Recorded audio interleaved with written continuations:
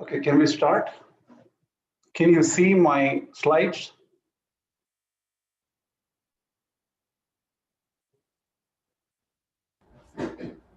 No, Krishna, we're just seeing your video. You're okay. Oh, okay. Sorry. Share screen.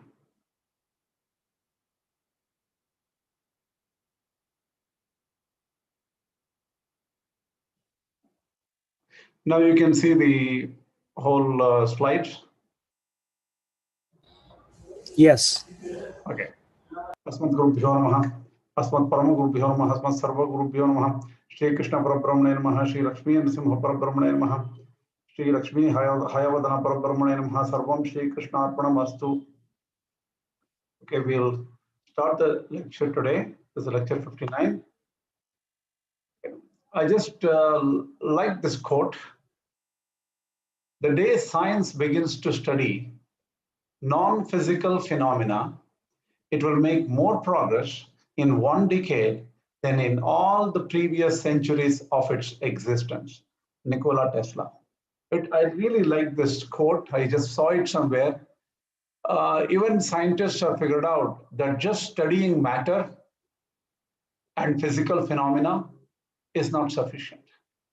And there's a lot to be learned somewhere outside that realm of existence. So it's very fun, profound. I thought I would just share with you people.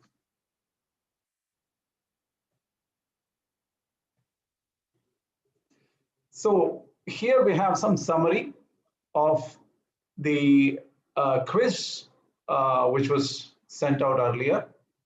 Is Shastra final or is experience or Anubhava final in determining the truth beyond any doubts? 25% have answered Shastra, and 4% it has to be Anubhava, since unless we realize what is said in words, how can we be sure? And 29% have answered, till we get Anubhava, Shastra is a good guide. Once we get true Anubhava, then Anubhava is final. Fourth one is the guidance of a Gnani is useful to understand Shastra. However, true Anubhava is final. I prefer, see, looks like these answers are somewhat not really wrong. No answer is really wrong. It depends on where people are. And as Anubhava definitely is the final, because if you don't experience, then what is it? Oh, what about what about moksha? If you don't really go to moksha and experience moksha, what is the use of that being mentioned in the Shastra? So how much ever it is in the Shastra, you have to experience it. That's definitely important. I prefer the fourth answer, that is guidance of a Gnani is useful to understand Shastra. However, true Anubhava is final. So you need the help of a Gnani to understand Shastra. Why? Because Shastra is very difficult to understand. And words are very confusing. This will become clear because today we will be dealing with certain portions of Bhagavad Gita which are controversial, and different acharyas have understood it differently. And there's heavy fighting going on to understand what exactly is the right thing. There's a lot of powerful arguments, pro and against. So I have picked Answer 4, because of the need for a Gnani. Even in Shastras, there is a statement called Acharya vidita sadhishtam prapate. That means one Shastra has to be studied by the help of an Acharya, who is a Gnani. You can start with some teacher, and you can go, if you find a Gnani, that's a different question. But the help of Gnani, or even that Acharya or teacher might refer some information coming from a Gnani. So you're getting indirectly from the Gnani itself, right? So this is an important aspect. So Anubhava is final. The next question I asked for, substance and attribute are identically equal as per Advaita. 71% said yes, that is the true answer. It is identically equal in Advaita, right? And the third question was, substance and attribute are different in Vishishtadvaita. Yes, 79%, that is true. And let me ask you a question. What is the problem if Advaitins accept that substance and attribute are different? That's, I think, the question is correct. What is the problem if Advaitins accept that substance and attribute are different? Can anyone say something about it? Any answers? Live answers? Then there is no concept of, then the of the Advaita is negated, right? Exactly. Then it becomes Advaita.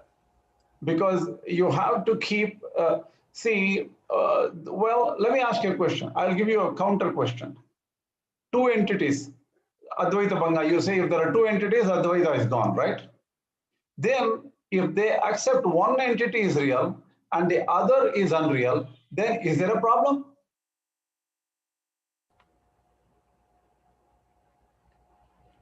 I think that is their basic concept, right? They say that, we all are a myth and we don't exist. And once we realize that we are the same as Brahman, then all these things will be gone.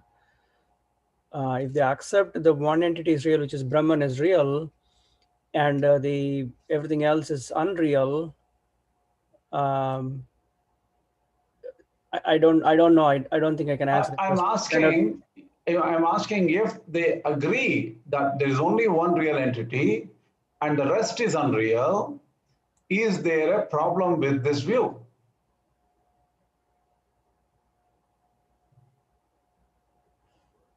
I think there is no problem with this view. Any other person?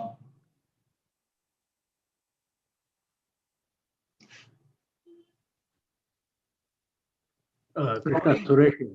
Yes. Why first of all there should be a concept of unreal?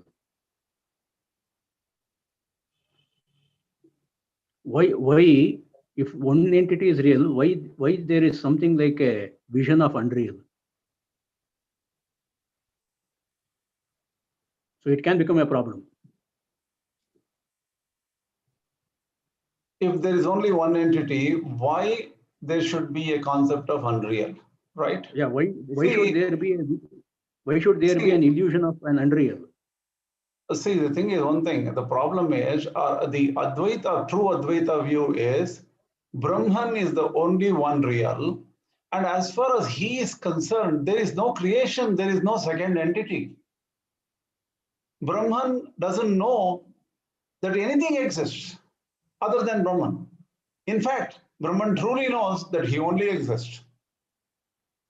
Even that we cannot say. Does he know? He is knowledge, he is known, he is the knower, everything.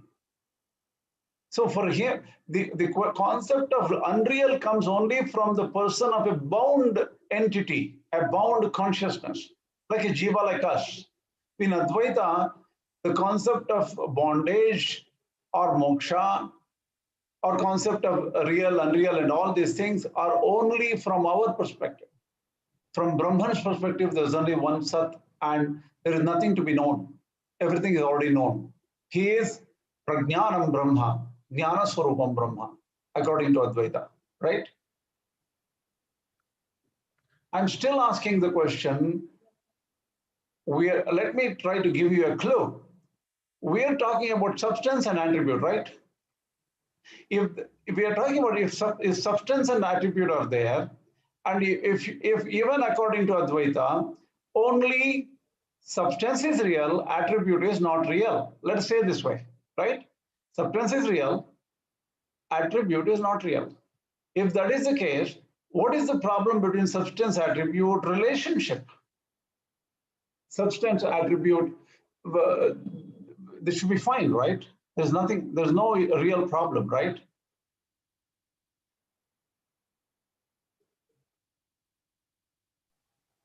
The answer is this. Answer is, how do you establish a relationship between totally real and unreal? Because substance attribute is something related to the substance, right? If it is related to the substance, there is a relationship. How do you relate an unreal entity with a real entity? Here is a question. But for that, they have an answer. They're not related. You think they are related, but they're not related. So everything Ishvara, Jada, Ajada, right? Jiva, Ishvara, Jada, all three are unreal from Brahman's perspective, from Atman's perspective. Atman is the highest Atman, not Jīvātma. So from at his level of reality, from that level, the rest are unreal and they don't exist. So Ishvara, Jiva, Jada are at a different level of reality, where Bheda is there. That is Vyavaharika level of reality. And there is another level of reality called a Pratibhasika, right? That is what is apparent. Apparent is more like mirage you see on the highway or a desert kind of a thing. So they do answer the question that relationship does not exist. So substance and attribute are unrelated in a way, but you need the substance for the attribute to exist for Advaita, right? So that's how they answer this question. This is a little bit of maybe it's not that easy to understand. One has to think properly and digest this issue.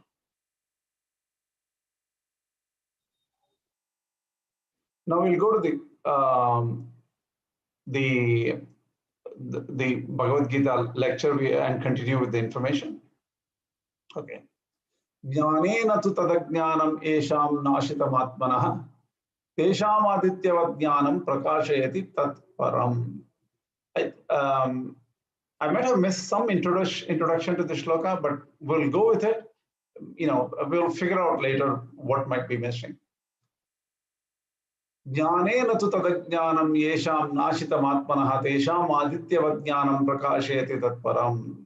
The shloka is very important because Ramanujacharya builds an ideology, a theory here, which is very, very unique to Vishishtadvaita, and he poses a powerful challenge to Advaita in this shloka. So this is sort of an extension to the shloka in the second chapter. Natvevaham jatunasam natvam neme janadhipaha nachevana bhavishyamaha sarve vayamatah param. That shloka was there, where plural souls, plural Jīvātmas were established, saying that all of us are different, but Lord Krishna is God and everybody are different Jīvātmas. That was established by Ramanuja.org there. Here, Ramanuja.org says this clarifies and proves the plural real Jīvātmas. That's the idea here. Gnani, let's get to the original meaning of the Bhagavad Gita here, the verse. The prose order, according to Ramanujacharya, is different from the prose order what other acharyas have come up with. So we have to understand the Sanskrit.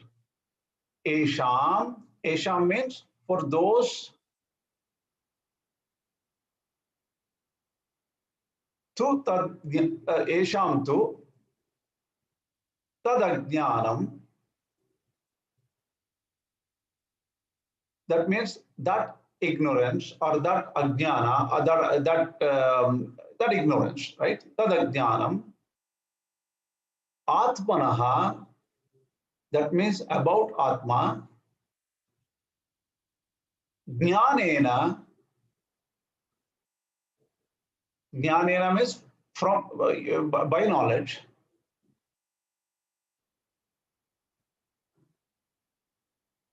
Nashitam. The sixth one is jnanena nashitam. Nashitam means destroyed. So for whom the ignorance of Atman is destroyed by Jnāna. That's the first line, right? Teṣām, for them, tat param jnanam, that higher level jnana,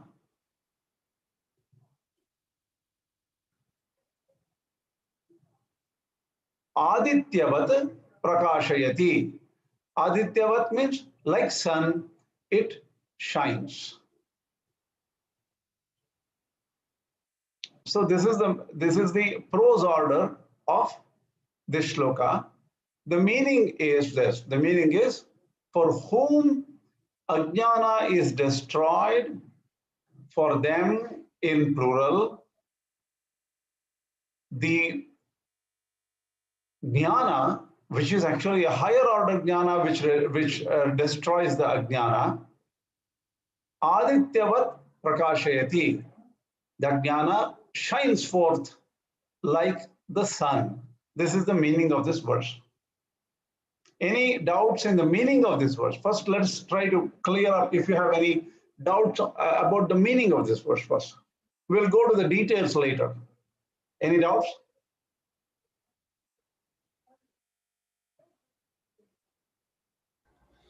Krishna, can you quickly summarize in plain English the meaning in a cohesive way?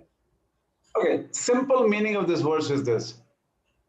There are a number of people for whom ignorance related to Atma is destroyed by Jnāna. By the Atma Jnana. By Atma Jnana. For them, their knowledge, which is a higher level knowledge now, right? It's not ordinary knowledge, it's higher level knowledge. That higher level knowledge shines forth without constraints. So it is sarvajna, like it can know many things. Okay, it's very clear now. Thank you. Clear, right? Now, let's try to understand the scientific aspects of it, because here, Vishishtadvaita, that is the substance attribute relationship, is explained as different from each other based on this verse, or or this verse echoes the views of Vishishtadvaita as per Sri Ramanujacharya. So that's why Ramanujacharya derives a lot of inner meaning from this verse. So let's try to understand some general idea of, see, this is normal. Assume the sun itself is Jiva or the Jīvātma, right? So normal Jīvātma is like sun covered by clouds. So the sun cannot see anything beyond the clouds, right? Because beyond the clouds, see through the clouds, so he cannot see through the clouds if he wants to see. So because sun is a knowing Jīvātma, it represents a knowing Jīvātma. He is hiding behind Ajñāna. So once the clouds are dispelled somehow, the light shines through. So the sun, if Jīvātma is at the center of the sun, that Jīvātma can see everything through the light. Say, this is how the analogy works, right? I'm just explaining the analogy. So, yeah, here the eyes of the sun are on the other side of the cloud, or who is seeing? The sun is seeing that he's on the other side of the cloud. See, the thing is, sun is seeing, right? Sun is seeing anything which is covered by ignorance. Say, ignorance is cloud. See here, I can put the cloud everywhere and say the sun is covered up almost. So sun rays can only reach a little bit and can see something. Say it's covered up, it cannot see. This is a hard analogy. It's not an easy analogy. Because the sun or the jiva there is not able to see itself properly also, right? Because in the normal state of jiva, we cannot see ourselves, nor Parabrahman sitting inside us, or the Antaryami within us. We cannot see. So it is more like inward looking. In this analogy, it is all more like inward looking. So in the normal state, the jiva cannot see, understand itself, nor the hiding Parabrahman within. According to Vishishtadvaita, we are only talking about Vishishtadvaita.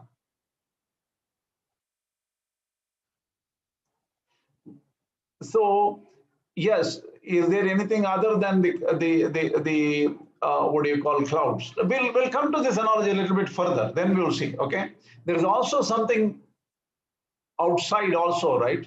Outside also. We'll come to the analogy when we go deeper, because we need to closely watch the original shloka and the analogy properly. It'll become better as we go further. This is only one aspect of the analogy. One aspect of the analogy is now the Dharmabhuta Jnana, or the Jnana from which the Jīvātma is able to see and understand, is restricted because of Ajñāna. And if Ajñāna is removed, the restriction is removed, hence the Jiva's Dharmabhuta Jnana can shine further. That means it is not restricted, it can infinitely reach anywhere. Is that clear? Any doubts?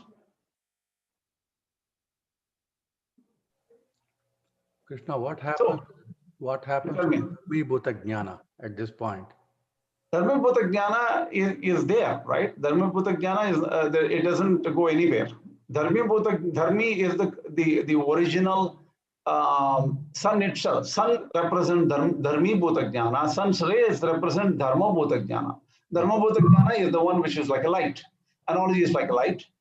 The sun itself is the orb of the sun is Dharmi Bhuta Jnana. It represents Dharmi Bhuta Jnana, means that is the I self, the Jiva itself, Jiva's core substance. So basically, this verse is kind of explaining an Atma Gnani when he gets the Jnana of Atma. That means he is looking inwards and he will see himself through the Dharmi Bhuta Jnana when the cloud of Ajñāna is dispelled. Yes, and he can see pretty much everything else. Yes, okay. That's the idea. Here, Ramanujacharya says in this verse, the words teṣām and teṣām are used in plural. That is, teṣām is plural, teṣām is plural, right? So what Ramanujacharya says is, look, after the Ajñāna is removed, then also the word teṣām is used, right? Teṣām is plural. So after the Ajñāna is removed, if there is a plurality used, that means that we have to accept jivas or a number of them, multiple of them, and they're all real. And even after the destruction of Ajñāna, plurality exists as per Sri Krishna, because he is using plurality, plural language while explaining spiritual truth.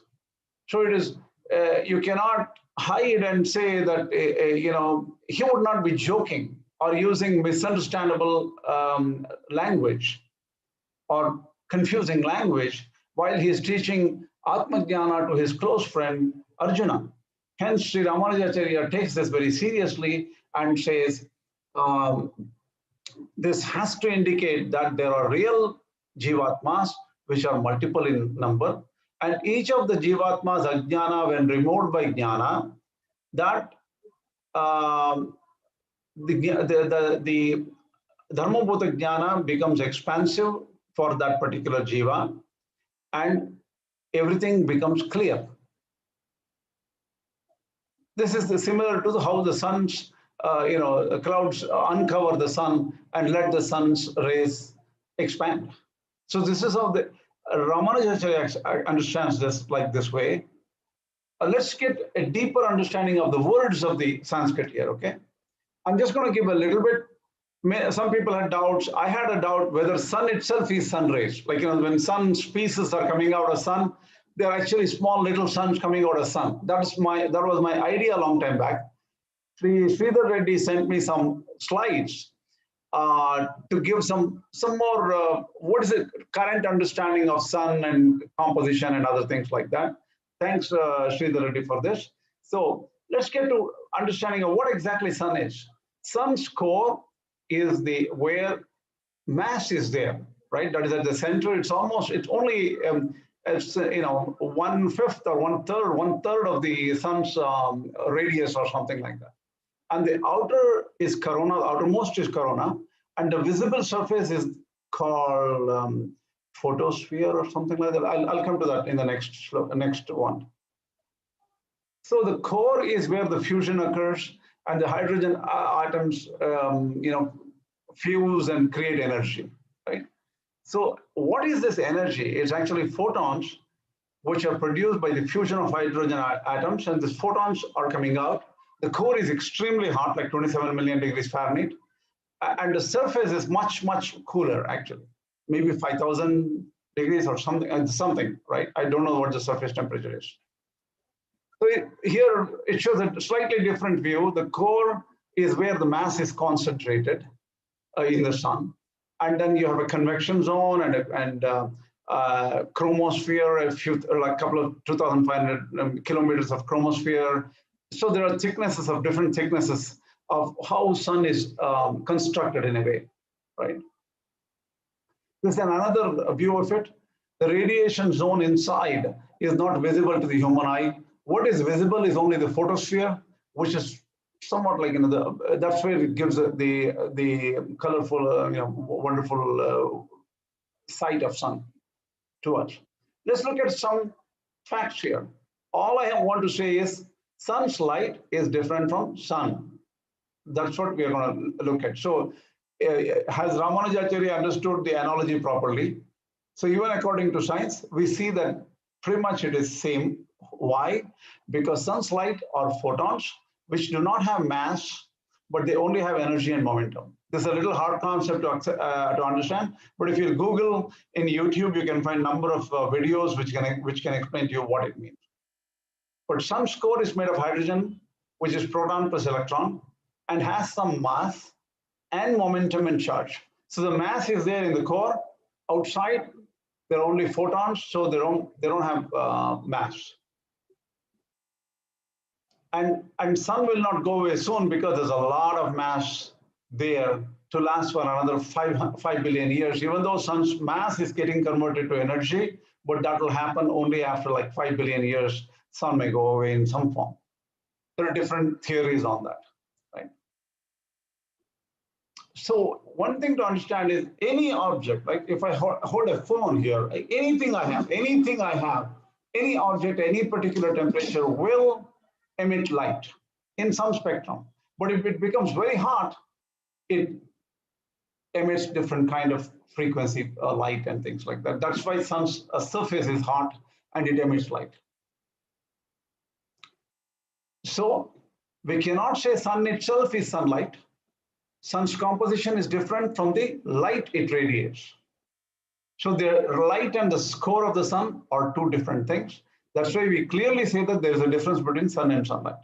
This is just to give a scientific, just to say that analogy was well understood by Sri Ramanujacharya, that's all.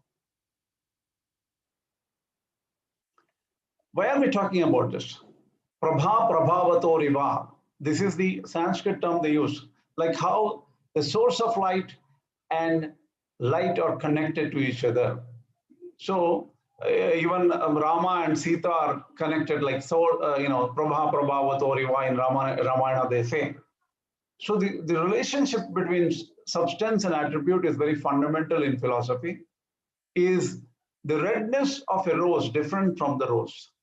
Some systems say red, you cannot separate the redness and the rose. So the rose is a rose only when it is the red rose, right? Different people can think differently. If a blue light is shining on the red rose, maybe it appears differently in a different color. So how do you say a color is different or color is not different? So there are different ideas about scientific view about it, but we have to say these are all just analogies. We cannot break it up so deeply. So philosophers don't take it very seriously about this. Let's go to the Ramanuja Bhashya for these shlokas.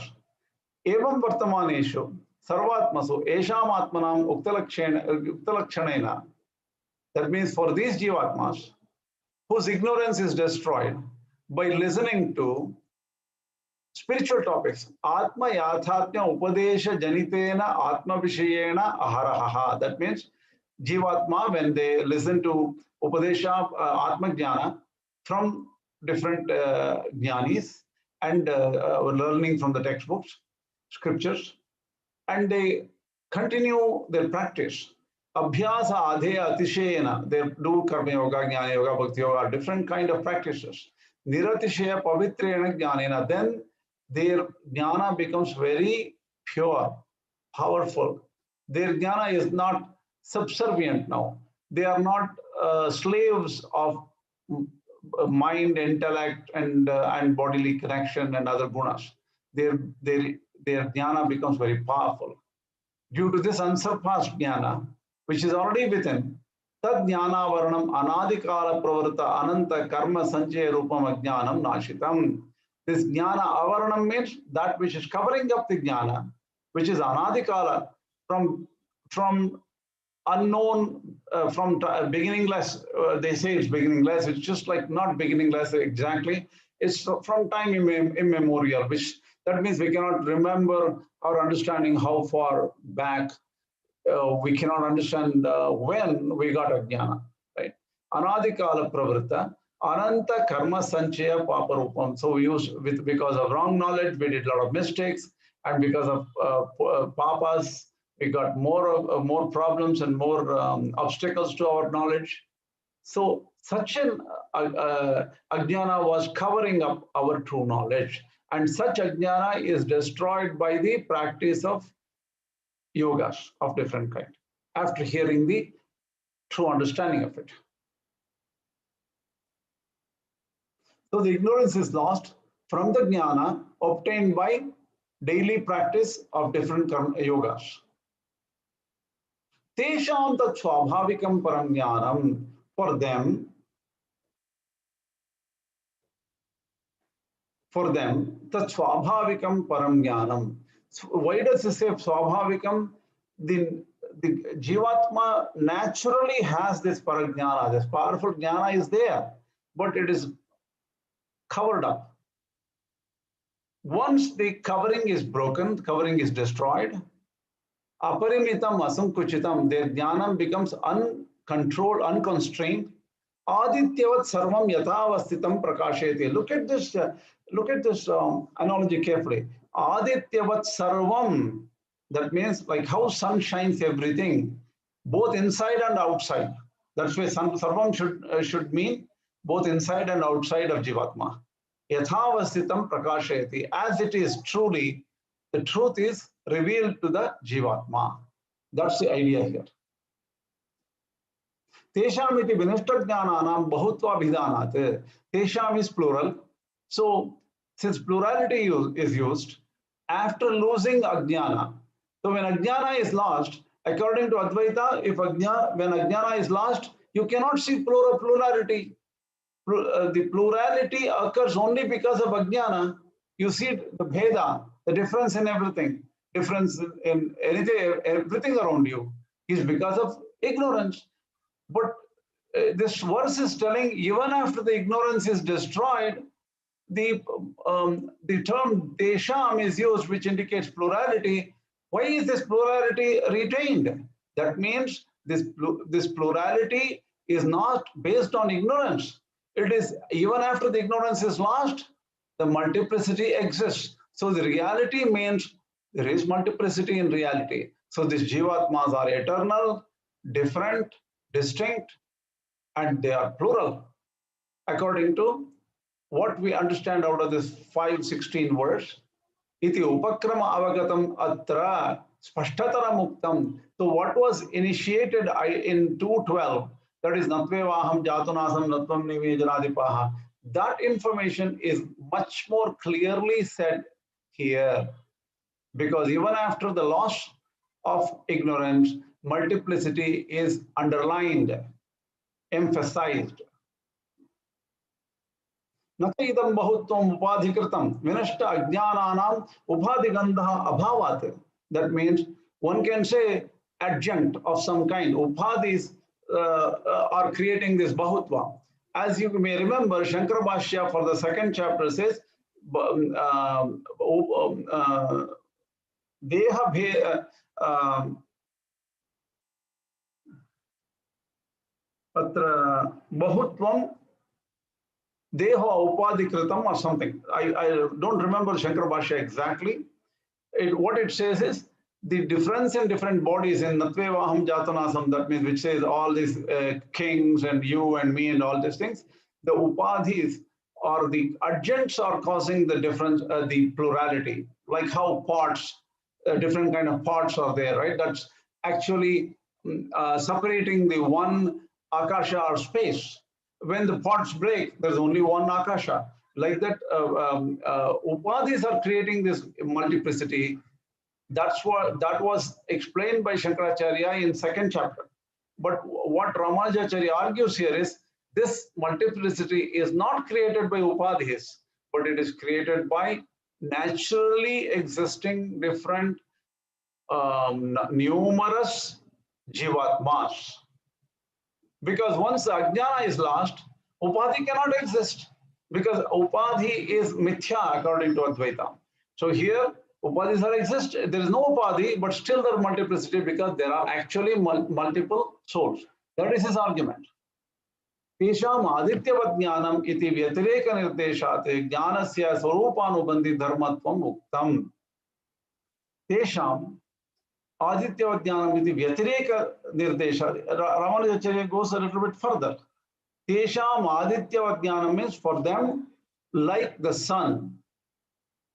Jnānam, the difference is indicated here.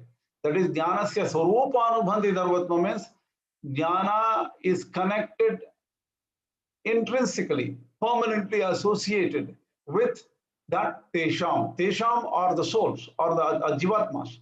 Teṣām ādityavat jnānam means, teṣām jnānam means the jnana is associated eternally with the Jīvātma. Hence, we have to agree that there is a dharmic jnana and the dharmabhuta jnana, which are related intrinsically, associated permanently with each other. That is the truth we can derive according to Sri Ramanujacharya. The meaning we can derive.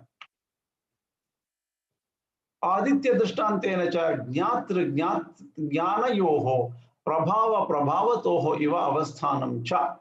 So because the analogy of Surya, sun is given, jñātra jnānayoho. Jñātra is the knower. Knower and jnana. Jnana is the dharmabhuta jnana there. Dharma means nature, right? So the relationship between Jnatra and Jnana is like the light source and the light. So because a sun analogy is given, it shows it is sunlight, they are related to each other like sunlight and sun. Tata eva samsara dashayam jnanasya karmana sankochaha. So in the state of bondage, the dharmabhuta jnana of Jīvātma is constrained. Moksha dashayam vikasaha cha upapannaha.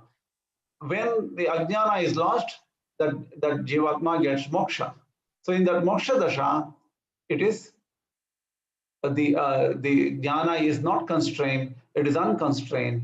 It can see everything inside and outside. That is the idea here. So one point we need to understand is yathana kriyate josna mala prakash prakshalanam manehe dosha prahanan jnanam atmanah kriyate tata. This is some kind of Vishnu Purana Vachana. I will quote from where it was taken. I think it is Vishnu Purana or some other Purana, I'm not sure. Vishnu Dharmottara Purana maybe, I don't know. So Jīvātma is like a diamond which is covered by dirt. And if you clean up the dirt, uncovering the dirt only it does not create a new diamond or anything like that. It does not create new brightness or anything like that. It just, the original brightness of the diamond is revealed. That's how the original splendor of the Jīvātma's true nature is revealed when Ajñāna is removed.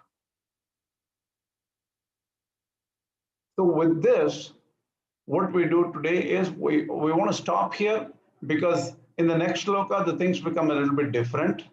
That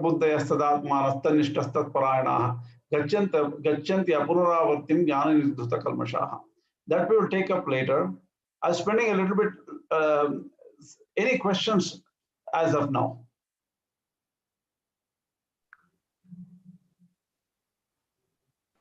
Krishna Srinath here, namaskaram. Namaskaram. Back to your quiz today.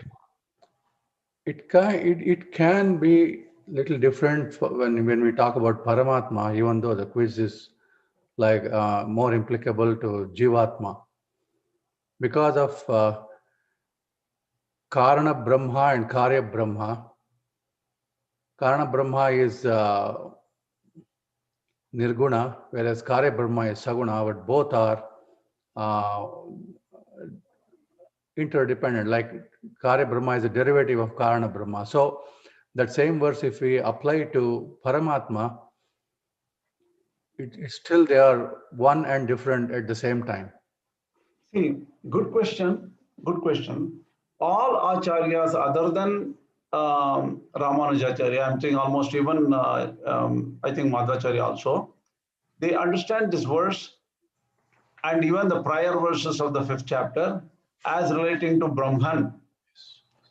So only Ramanujacharya understands this verse as relating to Jiva, right? So there is definitely a lot of value and a lot of argument from many acharyas that this should be understood from the point of Brahman and not from the point of Jīvātma. Okay? And this is interesting because I was trying to study this further. There are a number of authors from the Advaita school who have argued on this point vividly. How do we introduce their views? Because we have to go all the way from the view of Shankaracharya first, and then, because Shankaracharya was much earlier than Ramanujacharya, right? So we will take from his point of view. Then later works like Anandagiri, Madhusudana Saraswati, Dhanapati or somebody is there, and also recently in the very last 100 years or 150 years, there were very strong Advaita scholars like Bellamkonda Ramaraya Kavi. I have not studied much of his works. I just recently downloaded his Gita Bhashya. So I may have to spend a lot more time to analyze all these and give a summary of what is the counter argument from Advaita perspective. Unfortunately, for us as a class, as set of people studying this, we have to go back to understand Shankara Bhashya for the 5th chapter and a couple of prior chapters clearly first, number one, right?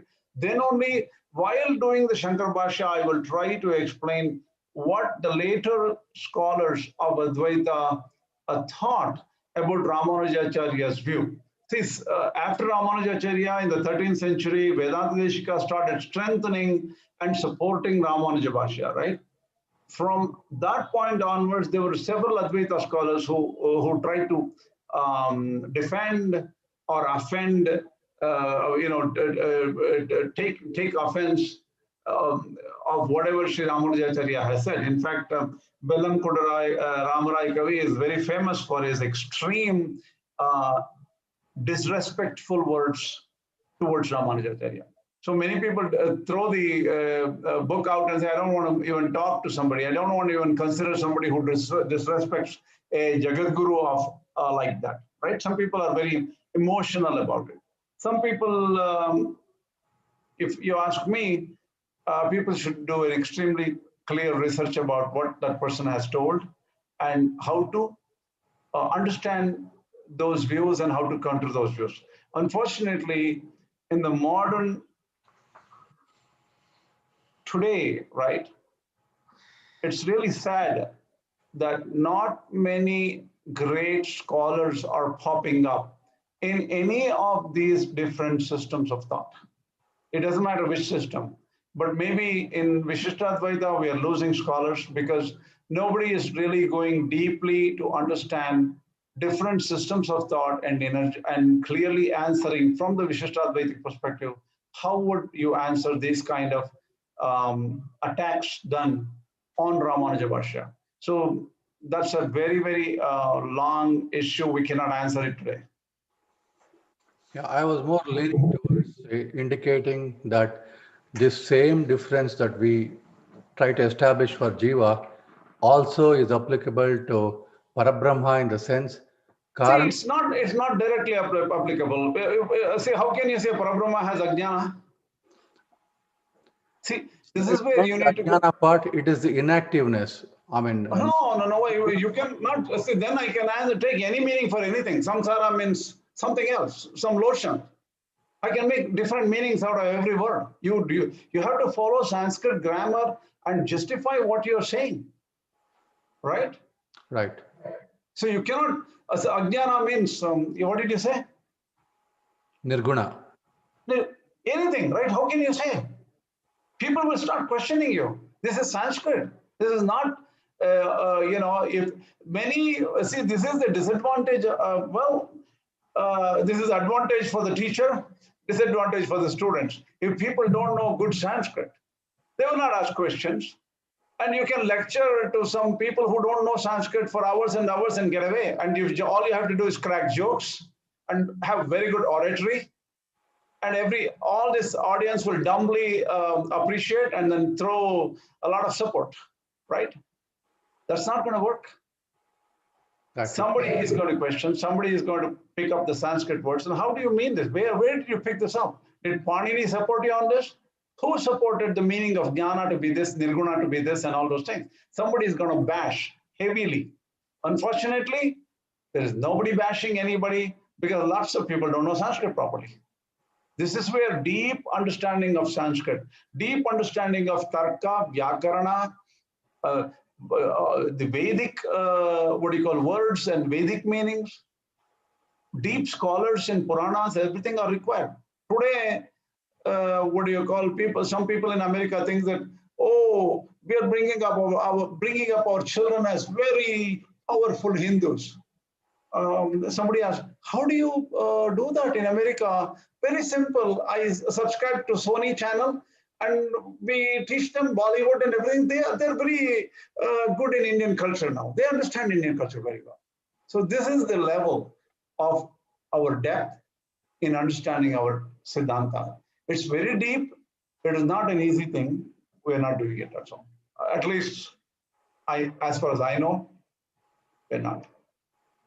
Thank you. And see, let us go much deeper in Shankara Bhashya to understand the Advaita perspective. Otherwise, we will not understand Advaita perspective properly. Even Madhvacharya perspective, we need to go much, much more deeper. Any other questions? Got you. Thank you. Any questions from others?